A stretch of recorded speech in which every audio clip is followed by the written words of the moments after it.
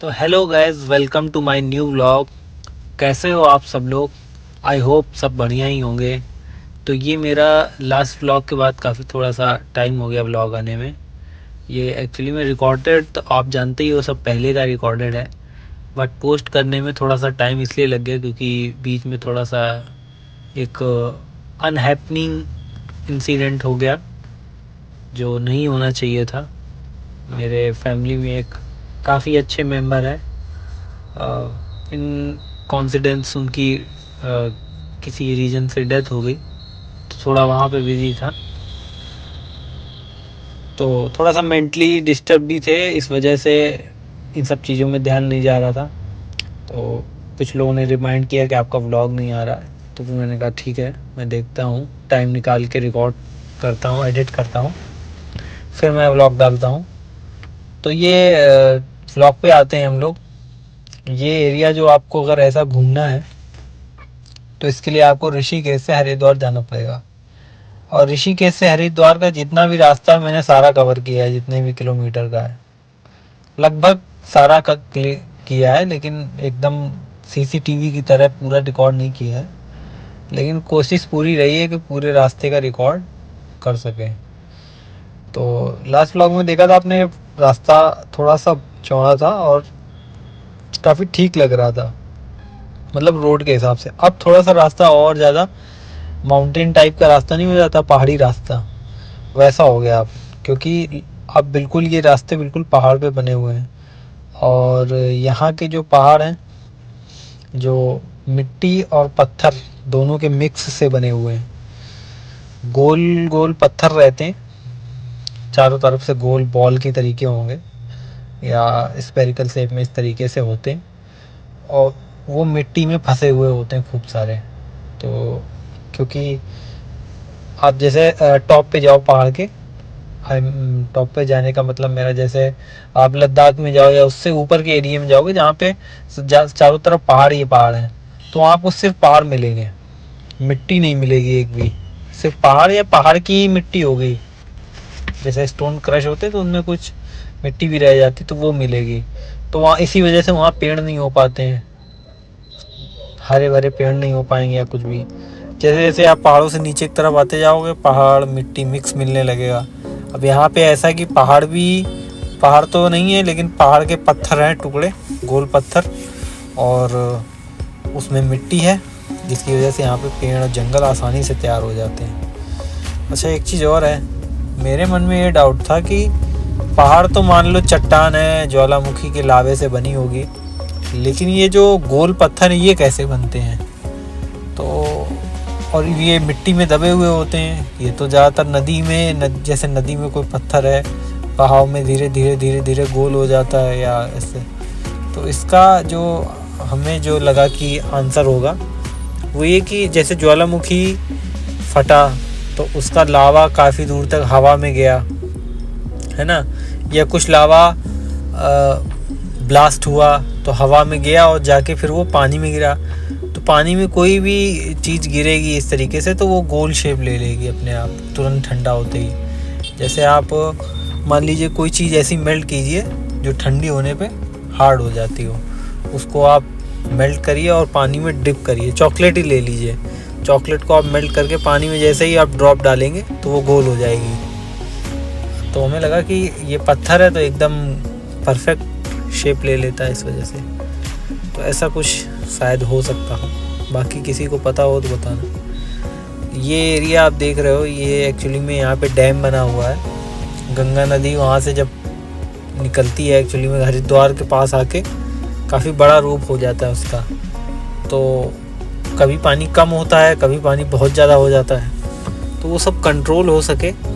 और पानी तो बह ही रहा है, कोई उस पर रोक तो है नहीं, तो उसका यूज ही किया जा सके, जैसे कि बिजली बनाई जा सके उससे।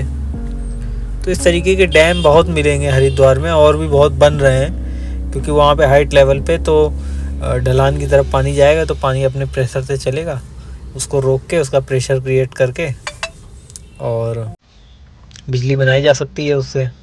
तो काफ़ी अच्छी चीज़ है।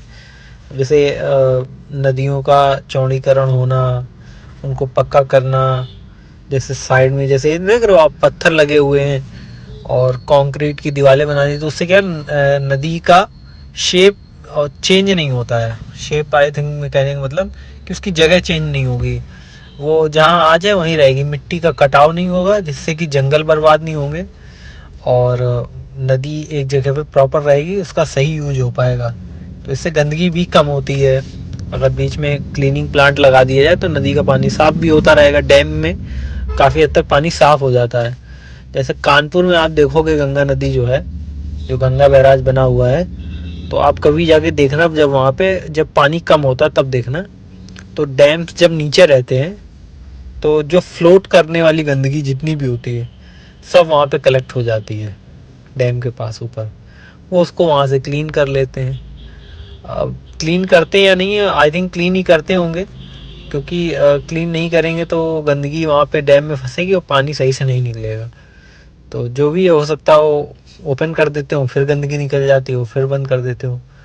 लेकिन ये एक सबसे सही तरीका है नदियों को साफ करने का, जितने ज़्यादा डैम बना दिए जाएँ छोटे छोटे, और डैम बना के उनका काम डैम का सिर्फ यही हो कि सुबह बंद हो, कचरा इकट्ठा हो जाए, साफ किया फिर खोल दिया। तो उससे क्या है कि पानी एक जगह ज़्यादा देर रुकना भी नहीं पड़ेगा और नदियों की सफाई हो जाएगी।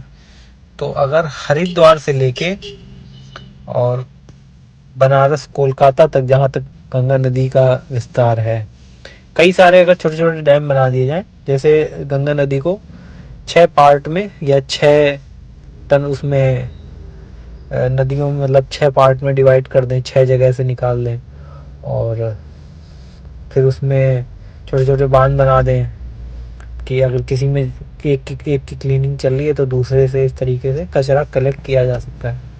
एक तो ये प्रोसेस वो हो सकता है जो कचरा ऑलरेडी लोग डाल रहे हैं। दूसरा, गंगा नदी के किनारे जो लोग पूजा वगैरह करते हैं तो क्या करते हैं कि दिया जलाया। अब होता क्या है कि सब, दिया जलाना बुरी बात नहीं, आप आटे का दिया जलाइए और उसमें घी की बत्ती लगा के आप जलाइए और पानी में छोड़ दीजिए। इस हिसाब से बनाइए। आटे का दिया पहले से बना लीजिए तो वो सूख जाएगा, ड्राई हो जाएगा आटे का दिया। फिर उसमें बत्ती लगा के आप पानी में डालोगे तो फ्लोट करेगा, डूबेगा नहीं। होगा क्या, जैसे ही वो पानी में जाएगा वो आटा गीला होगा और वो मछलियों के खाने लायक हो जाएगा। तो दोनों काम हो जाएंगे, आपका अन्नदान भी हो जाएगा और दीपदान भी हो जाएगा। तो ऐसा कुछ करें। लोग करते क्या हैं, वो प्लास्टिक का दोना लेते हैं, उसमें वो केरोसिन वाला कौन सा एक प्लास्टिक मोमबत्ती वाला दिया होता है, वो जला के छोड़ देते हैं। तो उससे आप अपने मन का काम तो पूरा कर ले रहे हो, लेकिन उससे गंदगी फैलती है। फूल आप डालते हो, फूल कोई नहीं, फूल तो जाएगा, वो डिज़ोल्व हो जाएगा कुछ टाइम में, लेकिन ना डालें, ज़्यादा कोशिश करें। गवर्नमेंट को ये करना चाहिए कि जहाँ जहाँ घाट हैं वहाँ पे, जहाँ से नदी बह रही है उसके पहले एक एरिया ऐसा बना दें जहाँ पे लोग पूजा कर सकें और अपना जो भी सारा काम कर सकें। वो उतना एरिया वाटर का क्लोज्ड हो ताकि गंदगी जो है पानी के साथ ना बहे, वहीं पे आगे जाके रुक जाए। उसको वहाँ से क्लीन कर दिया जाए। हाँ, सामने भी किसी के ना दिखे, किसी की भावना को, आस्था को ठेस ना पहुँचे।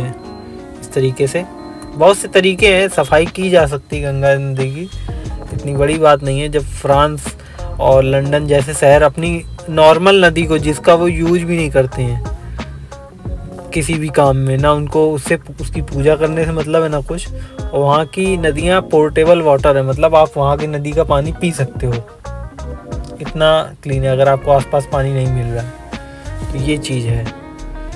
तो ऐसा कुछ गंगा नदी के साथ भी करना चाहिए लोगों को। अपनी मेंटेलिटी धीरे धीरे बदलनी चाहिए।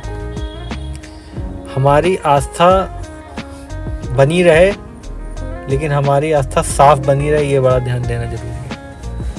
तो गंदगी ना फैलाएं। कहीं भी कुछ भी एक्ट करने से पहले ये जरूर देखें क्या इस चीज़ को करने से गंदगी फैलेगी।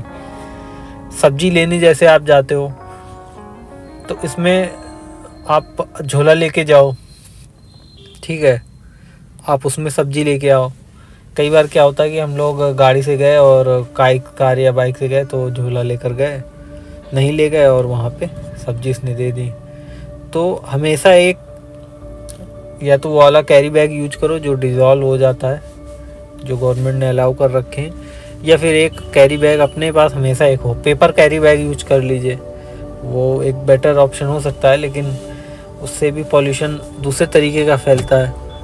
तो बेटर यही कि आप कॉटन का या किसी कपड़े का कैरी बैग लेके जा सकते हो। पुराने कपड़ों से भी कई तरह के झोले बन सकते हैं, तो ये सब चीज़ें हो सकती हैं। अच्छा, एक चीज़, किसी को बिजनेस आइडिया ये करना हो तो कर सकता है। कपड़े पुराने कलेक्ट कर लो, सब जगह से मिल जाते हैं किलो के रेट में, है ना। थोड़ी सी उसमें मेहनत लगेगी, कटिंग वगैरह करके डिजाइनर झोले बना दिए उसके कैरी बैग, और उसकी कॉस्ट कर दी जैसे 10 रुपये या 5 रुपये।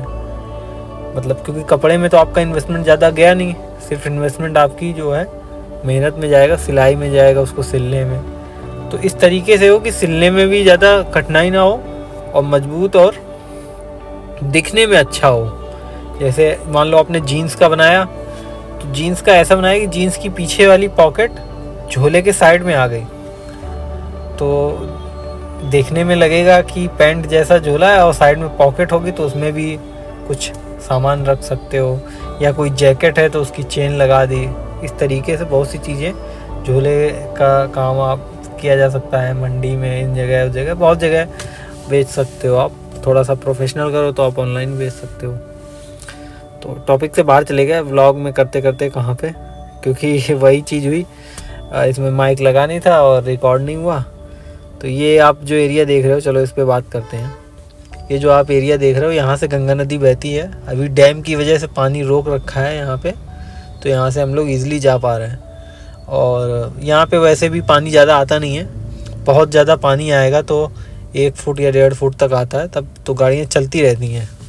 पानी जब बहुत ज़्यादा आता है तब यहाँ से छोड़ देते हैं, फिर ये रास्ता बंद हो जाता है, फिर आपको घूम के जाना पड़ेगा। तो इस तरीके से यहाँ का रास्ता है। लेकिन इवनिंग का टाइम था, मज़ा आ रहा था यहाँ पे बाइक चलाने में। और मोटो व्लॉगिंग का मज़ा जो हमें लगता है कि मॉर्निंग और इवनिंग में बहुत मज़ा आता है। दिन में तो गर्मी हो जाती है, वो तो एरिया पे डिपेंड करता है किस एरिया में आप राइड कर रहे हो। बाकी हर संडे मेरी राइड रहती है, कोई ज्वाइन करना चाहे कर सकता है, लेकिन उसके अब थोड़े से रूल्स एंड रेगुलेशन हैं ग्रुप में आने के। तो पहले तो हर कोई आ सकता था, अब थोड़ा सा मुश्किल हो गया है ग्रुप में साथ में राइड करना, कुछ सेफ्टी नॉर्म्स को लेके। अब जैसे इधर आप राइट में देखोगे, राइट में एक और नदी के जाने के लिए बनाया गया है रास्ता, ताकि यही है कि एक नदी, क्या होता ना कि जैसे पहाड़ से नदी आई, हरिद्वार में यही हो रहा था कि पहाड़ से नदी उतरने के बाद पानी तेज़ हुआ तो पता लगे कहीं टर्न घुमाव है, तो वहाँ उसने पूरी मिट्टी काट दी, वो एरिया पूरा बर्बाद कर दिया उसने। तो एक सिस्टमेटिक ढंग से एक जगह से निकले नदी, जिससे कि बार बार डेवलपमेंट और वो सब उसमें दिक्कत ना आए। इस तरीके से इसीलिए इनको इस शेप में बना दिया। जैसे इसमें दोनों तरफ नदी है, इधर भी है, लेफ़्ट में भी और राइट में भी, बीच में रास्ता बना दिया, तो व्यू भी अच्छा आ रहा है। और नदी का भी जो प्रॉब्लम था वो रिज़ॉल्व हो गया। नदी का कटाव जो होता है ज़मीन का, वो नहीं होगा। उससे पेड़ जो हैं वो हरे भरे पेड़ बने रहेंगे। क्या होता है, मिट्टी कटती चली जाएगी और पेड़ फिर बर्बाद हो जाएंगे। और इतनी बड़ी चीज़ों को फिर इमीडिएटली नहीं रोका जा सकता है, ये प्रिकॉशन ही होते हैं जिसकी वजह से इनको रोका जा सकता है।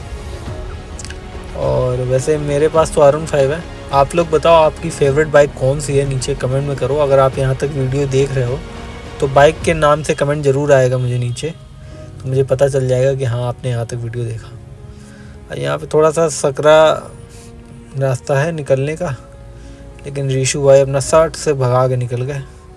हम थोड़ा सा आराम से चलते हैं ताकि बाइक कार वाला है वो निकल जाएगा तो वो ज़्यादा जगह खाली हो जाएगी, तो ज़्यादा आसानी होगी निकलने में। हम तो थोड़ा सा बाद में भी जा सकते हैं, कोई दिक्कत नहीं। हम कार से होते तो हमें भी फंसना पड़ता।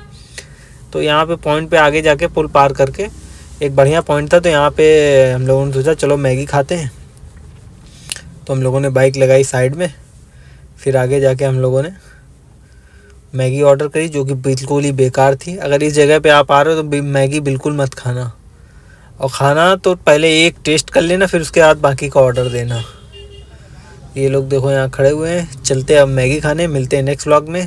Thank you.